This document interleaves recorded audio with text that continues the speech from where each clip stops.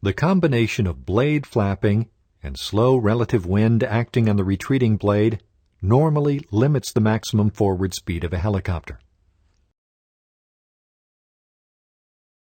At a high forward speed, the retreating blade stalls because of a high angle of attack and slow relative wind speed. This situation is called retreating blade stall and is evidenced by a nose pitch up, vibration, and a rolling tendency. The rolling tendency is usually to the left in helicopters with counterclockwise blade rotation. The pilot can avoid retreating blade stall by not exceeding the never exceed speed, V&E.